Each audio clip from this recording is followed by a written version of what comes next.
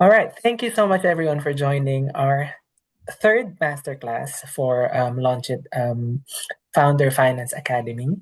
Today, we're really privileged to have one of the business mentors that support our young founders in our hubs, and also the former director of stockbroking at Rathbones Bank, who later acquired her company. We have Jane Hunter, and what she's bringing today is years of top tier financial expertise and a passion for supporting young founders. So today is all about getting practical insights to help you build strong personal financial foundations to grow your ventures. So, like I said, this session will be recorded so you can access it after on the Digital Resource Hub on the page. And you can check out the next sessions as well on that same page, launchit.org.uk founder finance. But today we have Jane Hunter for personal finance for young entrepreneurs. So take it away, Jane. Thank you so much. Hello, everyone. My name's Jane. I sold my business years ago, but I would say my most important achievements are I'm the mother of 2 kids, divorced, ex-cancer survivor, whatever life cares to throw at you. If not touched it, I've got a friend who's had it. So I've got quite a lot of experience at my age.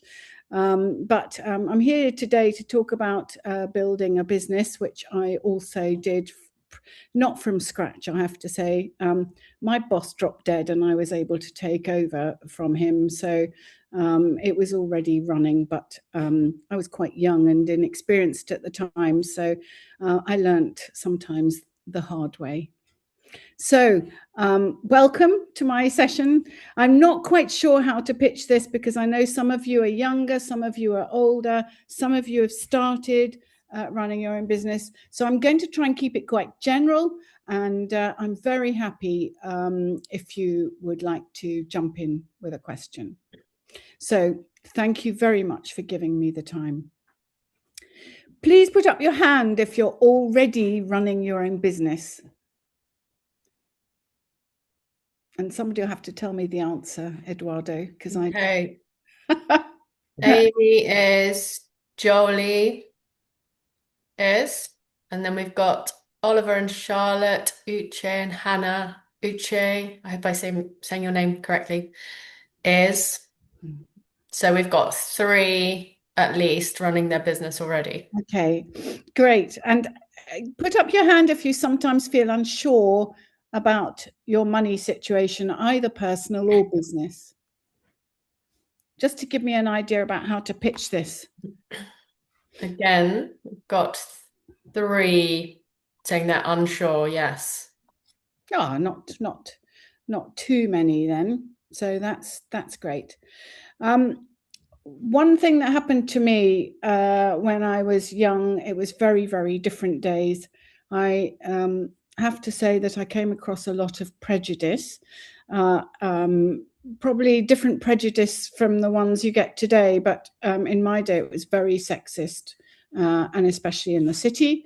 So I do understand some of the challenges of operating in business today. Please feel free to jump in if you have a question. My goal is to make you feel like you can do that. Might not spot it because I'm not very used to Zoom, but Laura has kindly said she'll do that for me. Yeah, so do put up your hand if you've got a question, or drop it into the chat. I'll keep an eye on that and I can let Jane know. So let's have a free flow. Jane will give information. If you want to ask anything along the way, then that's good. Yeah. So, Laura, I can't see what slide number you've got up. No, I haven't got it, so I'll share now. Okay, so if you share the slides, that would be lovely. And I think I've probably already covered slide number 1 and 2 already. Okay. So we're on Today You'll Learn. Okay.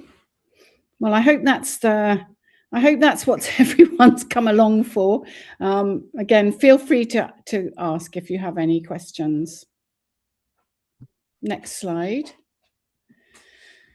A business will always go wrong if you're not in control of what's happening with the money. And so it's really important really to go back to basic steps before you start anything. And that's what I'm going to try and cover very briefly today. And then I'm very happy to do one-on-one sessions if I'm going to stay quite general today. So slide number 4, please. Okay, now I'm just talking about the first thing to get in under control is your personal finance. So this sounds all a bit laborious, and obviously you don't have to write it all down in complete detail, but I want you to give some thought at least to making a plan for your monthly spending. So the rule of thumb really is you put 50% towards what you need to pay. So that's rent, rates, food, then 30% to what you want, which is going out, buying clothes, stuff like that. And then aim for 20% of your money, your earnings, to go into savings. There's a really important reason for doing that. It's the last thing that people want to do, and it's the biggest thing that they regret later on down the line. So aim for those sort of numbers. Obviously, you don't have to stick to them, and it doesn't have to be written down in detail, but that's what you should be aiming towards. So little tips for making that work. You can set up direct debits that come just after payday or your big money in day, and put your standing order into savings immediately, so you are not tempted to spend on new clothes or something like that if this month it's not quite enough there to do it. The next thing I want to talk about is borrowing, and I'd like everyone to learn this off by heart. Only borrow money if what you are buying is likely to go up in value. Now, that's a hard one for people to have in this day and age, because we all borrow nowadays to buy a car. Well, in theory, you shouldn't. You should save up money to buy a car and only buy it when you've got enough money. And if you absolutely have to borrow to buy a car, always go for a zero finance deal, and never pay interest to buy something that is going to go down in value. Can anyone think, please interject, is there anything else you can think that you should borrow for and should not borrow for? So I'll give you a start. Should you borrow to buy a house or a flat?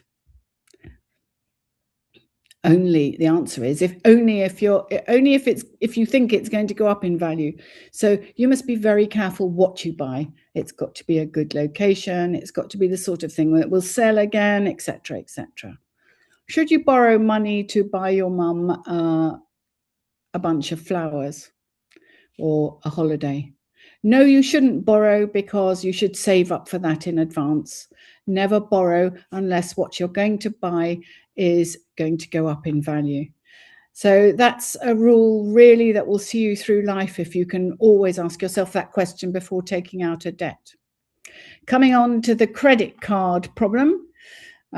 Credit cards are borrowing. You put it on the credit card and you're effectively borrowing from the bank to buy something.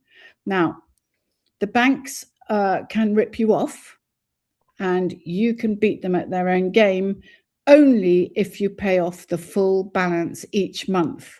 So that means if you put something on a credit card, you really must pay it off at the end of the month. And I have seen lawyers, I have seen accountants, I have seen very rich people get themselves into trouble because they don't do that. And you must never, ever have a large credit card debt. The bank will rip you off. If you have got a very large credit card debt, that's okay. Just do a zero balance transfer to a different credit card. There's plenty of them around. You pay 0% interest for a set number of months. And when my own daughter did this, she transferred to a zero card for, I think it was 0% for 12 months. And she divided her debt into 12, and she religiously paid off 1/12 every month until the end of the year. So that is what you should do if you have a credit card. It's the bank's best way of ripping off people. So don't let them get away with it. And really, if you have got a problem with a credit card, the idea is you should cut it up and throw it away if you can't manage it like that. And the last thing to talk about is an emergency fund. Now, what could an emergency be? I don't know, but let us say your roof blows off if you're a house owner, or you break your leg, and I don't know, anything you may have to pay for that is an emergency for your quality of life. I would aim to have about 6 months worth of your normal expenses, so your normal needs money. If you have that stashed away somewhere, that would be a good idea. So, I've made a lot of demands on all your personal money at the moment, but hey, that's what it is. I'm always try. If you can manage £1,000, you can manage 100,000. So these are rules that will stand you in very good stead for your business as well. Next slide, please.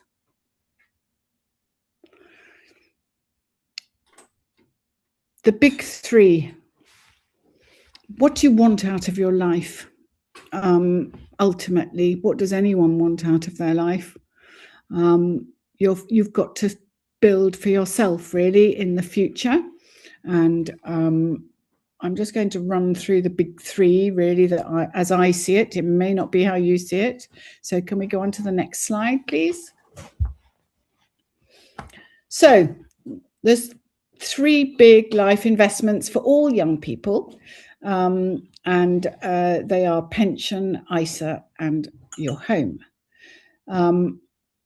It's pretty difficult at the moment to cover all 3 of these, but I'm going to assume we've got the best possible scenario, and so I'm going to run through what is the ideal thing. Obviously, there's times and places for these things, and that's fine. So first thing is the pension, particularly if you're self-employed. You need to be saving for your old age pension. I shall be dead by the time you get there, but my feeling is that there won't be a state pension, or if there is, it might be very curtailed from today. I mean, if you've got nothing but the old age pension now, you can't really make it to the end of the month. And I think it's going to get worse, not better. So young people should be saving for themselves for their pension. If you're employed, it's brilliant because your employer is required to put money into it as well. And even more, if you put money into your pension, the government then adds a lump as well, depending on your tax. So everybody gives you free money, your employer and the government. So it's a no-brainer, really, to put money into your pension. The downside about pension saving is you can't get it till you're old, but that may be a good thing. The next thing you should be looking to put money into is an ISA. Now, there are 2 types of ISA. The government's just curtailed one of them, but the stocks and shares ISA, you can save up to £20,000 a year. And some of the old people who've been doing it for years and years, they are now millionaires in the ISA. The advantage of an ISA is that you pay no income tax and no capital gains tax. So everything that it brings back to you is tax-free. And that's pretty rare to find in this day and age. So that's where you should be saving your money. If you put it into a stocks and shares ISA, it should grow over the longer term, but you shouldn't count on it in the shorter term because stocks and shares go down as well as up. And they've gone down quite hard over the last couple of days. So if you need that money, you need to keep it in cash somewhere, either in a savings account, or I wouldn't recommend saving into an ISA.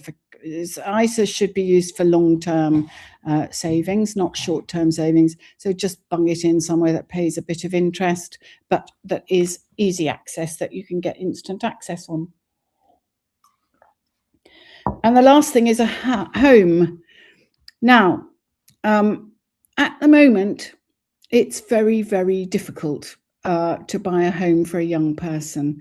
And a lot of people can't do it unless their parents help out, and a lot of parents can't help out. So this is a tricky one.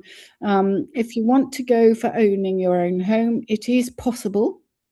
There are some decent mortgages around, and a mortgage is borrowing, though. So let us remember that you've got to be pretty sure that what you're going to borrow is going to go up in value. So either in the perfect location, or something that's brilliant for resale purposes. Before you've even bought it, think about reselling it. And if it's got a potential to add value, like an extension or something like that, even if you can't do it immediately, if you can do it in the future, you can add money to the value of your home. Although you've got to think very carefully what you're doing, because building costs and all that stuff, it's gone up so much. You've got to really cost what you're doing before you start investing in a home. So a lot of people are turning to renting at the moment, and that may or may not be a long-term problem. But just always remember the borrowing rule.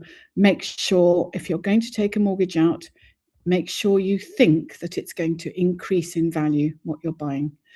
Otherwise, don't do it, or think it all through very carefully. Next slide, please.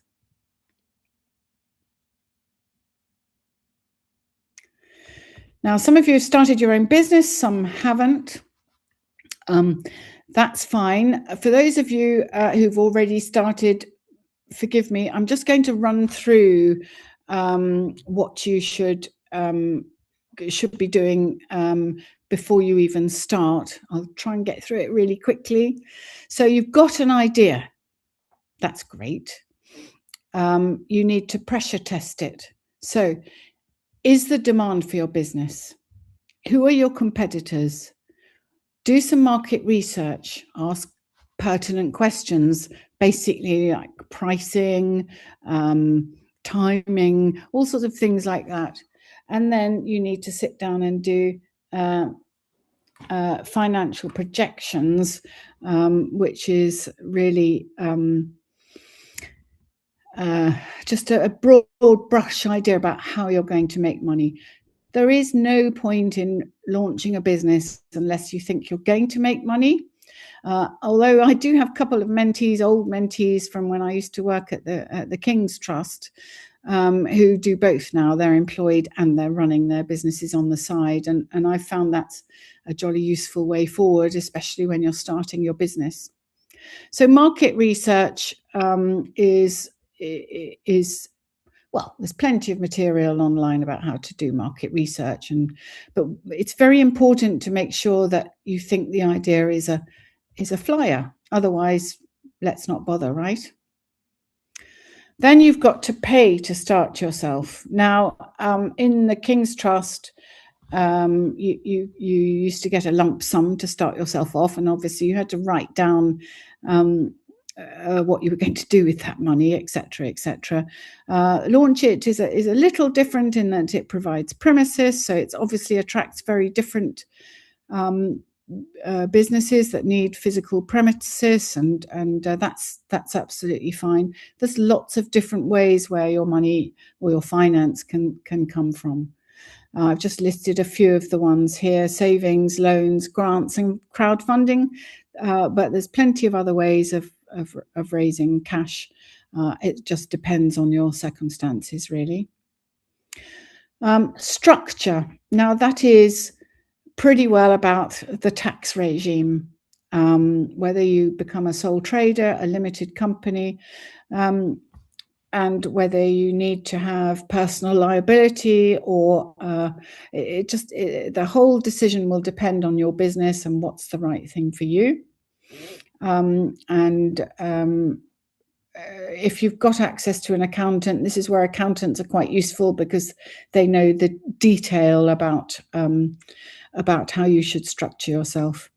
Most people these days are going down the limited company route because the tax is slightly kinder.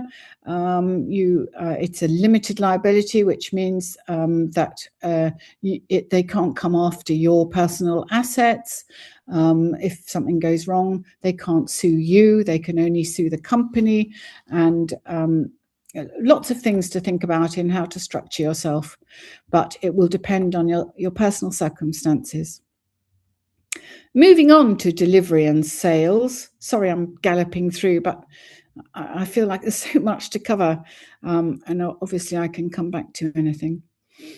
So how are you going to actually produce whatever it is? I know that sounds a bit noddy, but I've had circumstances where people are very good at selling stuff, and I've got one at the moment via another source, which is got a lot of demand going and then couldn't produce the goods. So it's a bit basic really, but it does need thinking through and writing down in a plan, how are you going to produce your goods? If it's something you're doing out of your own head, then you need to also work that out. How much time will you be able to give to it, etc. I've got another mentee who's been with me for 10 years now via the King's Trust, who can produce his goods in Turkey, bring it in, going through all the customs and VAT and transport and all of that stuff, gets the product into his garden shed where he stores it, and then doesn't want to sell it. So he does a brilliant marketing campaign for 2 days and then stops. And then it's very strange. Marketing actually takes a lot of time and effort, and there are various tools around, certainly on I can't remember what it's called, but the Instagram and Facebook thing, you can put it all in advance, and it can just get scheduled in advance, and other marketing stuff as well, obviously. And how to sell it? Well, my young lad, he likes to go out to markets and sell it. What he's enjoying is the personal interaction with the buyers, and he doesn't really want to sell the goods much, so that's fine. That's what works for him, that's fine. But he's not making a profit. Moving on to profit. You're supposed to have more income than you are spending. And that is the problem with my young man. He buys all the goods and brings it in and pays the transport and everything else, but he's not selling. And something's got to change. You can't sustain that. Your income has got to be higher than your costs. And not every idea is going to go forwards because of that. And you need to find that out now rather than later when you've lost the money. And you will see a lot of companies at the moment are not hiring young people. It's because the income those young people are going to bring into the company is not worth the costs of employing them. And that's why businesses have stopped hiring young people, because they're just not cost effective. So let's move on to the next slide, please. Who's heard of cash flow? Cash flow is money coming into your bank account and money going out of your bank account. You're going to go wrong if you are paying out a lot of money on the first of the month, and your payments don't come in until the last of the month. You're going to be in trouble. You need to have it coming in smoothly and covering costs as you go along, and that is called cash flow. It's very what's the word? It's very boring to work it all out, but it's something you've absolutely got to do. And I've got a cash flow template, which anyone coming via me as a mentee has to fill in, and it informs your business decisions. It tells you, oh, I haven't got enough money to buy my advertising campaign on that date. I'm going to have to move it around. And it also makes you bring the money in. So the common mistakes that people do is they don't have a system for chasing unpaid invoices. You've got to have a really rigid chase-up system. The next mistake, we can move on to the next slide, I think. Thank you. Paying suppliers before being paid is another thing, which is what my young man is doing with the King's Trust. He's buying his T-shirts out of his own money and paying the transport people out of his own money and then not selling them. So the money's not coming back in again. One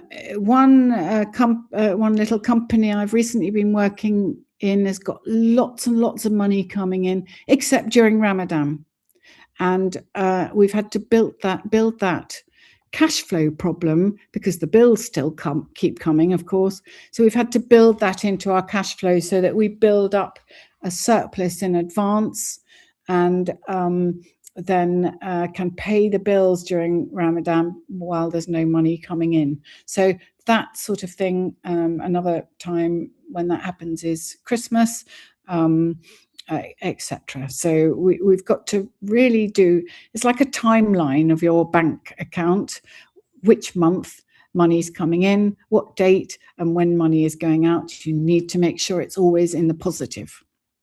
So I usually build a 12-month cash flow forecast. We can move on. Oh, no, we can't yet. Sorry, go back. Sorry, I beg your pardon. I wasn't quite ready. I usually build a 12-month cash flow forecast with detail about what money is coming in, when the electricity is going out, when the rent is going out, and who's going to pay me and on what date. And I'm afraid it's a spreadsheet. So, but we can have, I've got a very clever one that does all the adding up and everything for you. So all you've got to do is just bung in what you think is going to come in and what you think is going to go out. And it sounds stupid to say, but if every month shows you're going to end up with a loss, well, you've got to increase the money coming in and reduce the costs going out. It's quite simple. And that is what the problem is with the government at the moment. They're trying desperately to increase revenue, but they're also increasing costs. So we're going nowhere. So it's quite simple, really. It sounds silly, but if you don't write it down, it'll trip you up, which is why I always do a spreadsheet. Jane, we've got a question. Oh, yes. Is there an easy way of guessing how much comes in? I find I struggle with this. Well, it is a guess. And you've just got to do a educated guess.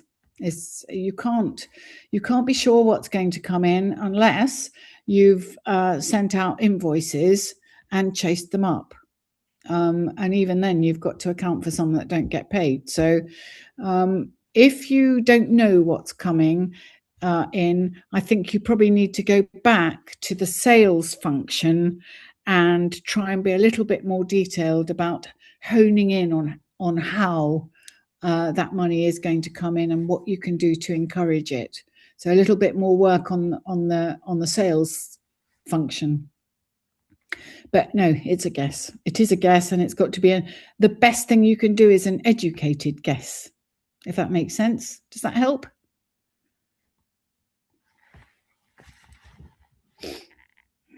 Yeah, that makes sense. Well, it is a guess. And hopefully hopefully, the more you know about your business, the more you'll be able to make it a good, educated guess. Any other questions on that? Fairly. I think half the problem is being disciplined about writing these things down and doing the spreadsheet, because it becomes very evident. It will become very evident if you get yourself comfortable with your spreadsheet. I think we can move on then if there's no other questions. So you and your business are separate legal entities. And I touched on that when I talked about limited companies. A limited company, somebody can sue the company, but they can't sue you. You and your company are different people. So I would always advise you to separate yourself from your business. Hopefully you'll never get sued, but it's just good discipline. And if you, for instance, when I started out, I put my dear dad gave me some money to try and buy this business. My boss dropped dead basically when I was quite young. I was sort of mid-20s, and I had just qualified, but I had very little experience.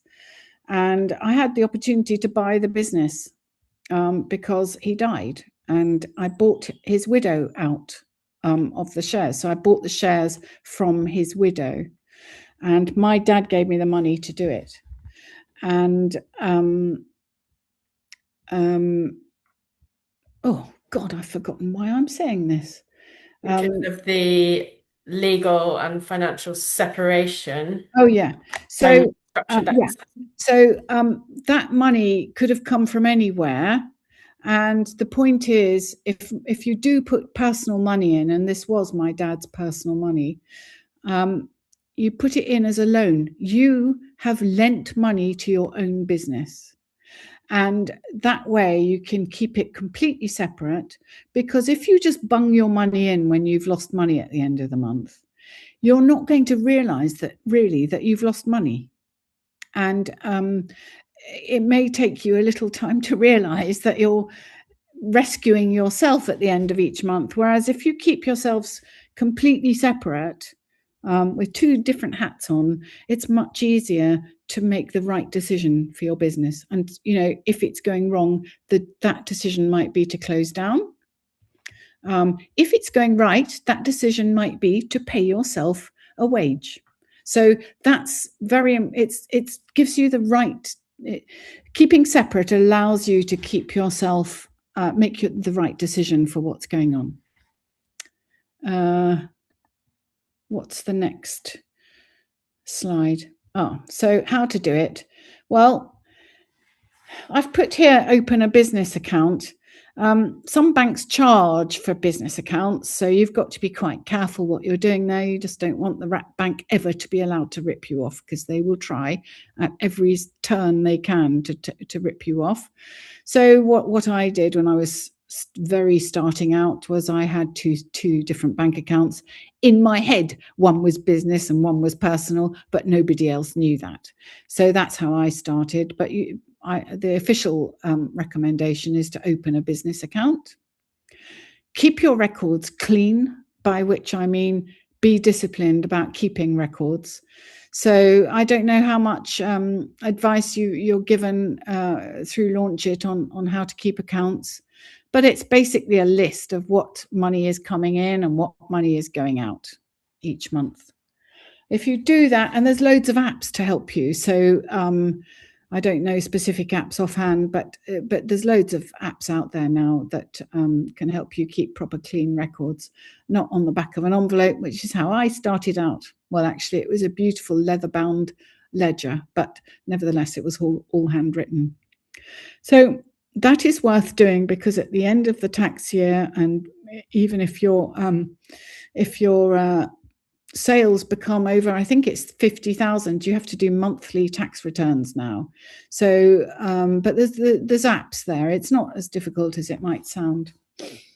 And track everything. So when you sell something, do an invoice. When you spend money, log it. Use the apps. And I don't know the detail about running apps, but they should balance you out at the end of each month and tell you whether you've made a profit or a loss. But if they don't, you can use your spreadsheet. And if you put a personal expense onto your business card, fix it. Don't think, oh, I'll let that go or something like that. If you start being lax about your bookkeeping, what will happen is you won't realize when you need to take a business decision, because you will have muddled up your personal and your business accounts. So fix it. If you make a mistake, fix it straight away. And you will then feel confident that you're making the right choice for your business. You know, if you've, I don't know, if you've earned some money, but you've put some personal account spending against that bank account, it'll look like you haven't earned any money. Then you might make the wrong decision about next month's sales effort or whatever. So always fix it if you've done it wrong. Separate yourself out. And we're on to the end already, which is not too bad, I hope. Which is a quote from Warren Buffett. Now, he is a very rich man, was a very rich man.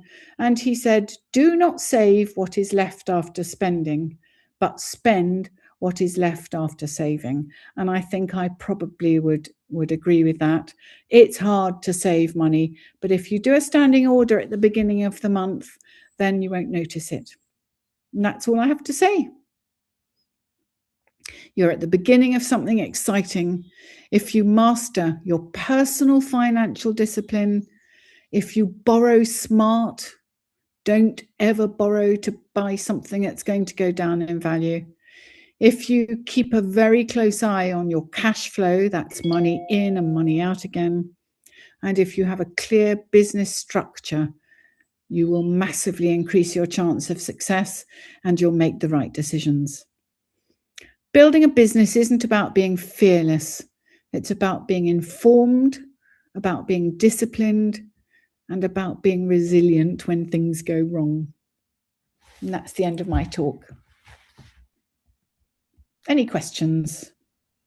Thank you, Jane. I think that bit around borrowing only something that will go up in value is borrowing for something that will go up in value is really helpful and a simple way of looking at it. And I guess that goes for your business as well. Yeah. Borrowing money only when you think the business is going to go up in value. Well, I would have said borrow money to educate yourself. And in fact, last time I did this lecture, I said borrow money to be a student. But I'm not quite sure that's right anymore. The borrowing costs have gone so high. You know, how are you ever going to get it back? I'm currently advising grandchildren to look at apprenticeships and not degrees. But, you know, if you get yourself educated, you will go up in value as a person. So maybe not the borrowing route, but get yourself educated as much as you can. I was just going to put into the chat a bank account which was recommended by an accountant on a previous session, the Metal bank account, which comes with free agent. Oh, good. Which will do the record keeping that you were talking about. Okay. Yeah, there's loads of apps. Yeah. Like you said, some of them you have to pay for, but that one is free, I believe. Yeah. It's NatWest, yeah. Just echoing Laura's message earlier. Thank you, Jane, for all the tips. I know some of you might have some questions. It might be on a more personal end. So I might stop recording so you can feel free to ask. Yeah, if anyone's got a question, do put it in the chat or put your hand up.